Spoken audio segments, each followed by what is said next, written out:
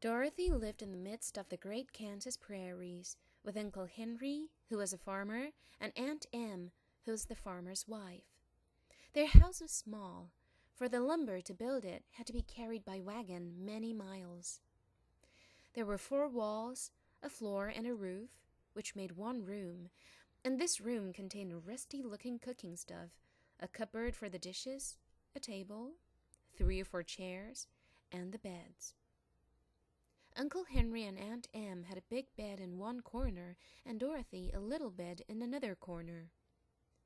There was no garret at all, and no cellar, except a small hole dug in the ground called a cyclone cellar, where the family could go in case one of those great whirlwinds arose, mighty enough to crush any building in its path.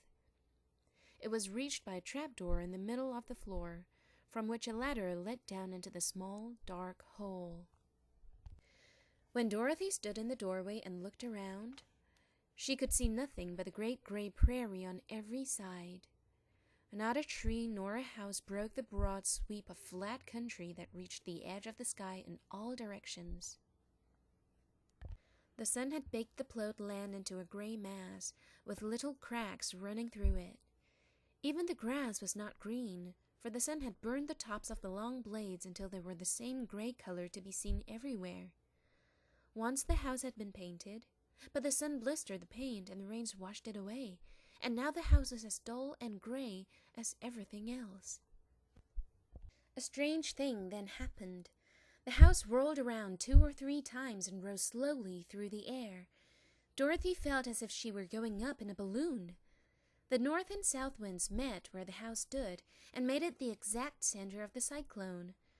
In the middle of a cyclone, the air is generally still, but the great pressure of the wind on every side of the house raised it up higher and higher until it was at the very top of the cyclone, and there it remained and was carried miles and miles away as easily as you could carry a feather.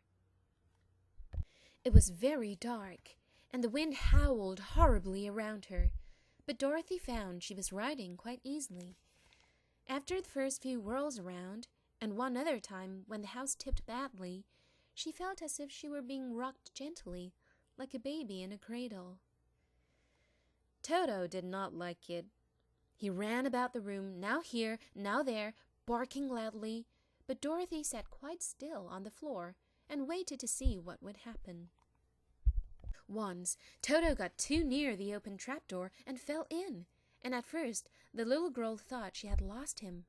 But soon she saw one of his ears sticking up through the hole, for the strong pressure of the air was keeping him up so that he could not fall. She crept to the hole, caught Toto by the ear, and dragged him into the room again. Afterwards, closing the trapdoor so that no more accidents could happen. Hour after hour passed away, and slowly Dorothy got over her fright.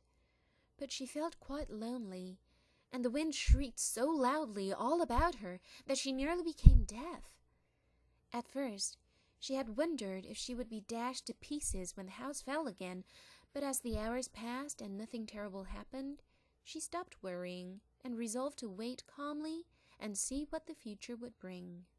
At last, she crawled over the swaying floor to her bed and lay down upon it, and Toto followed and lay down beside her.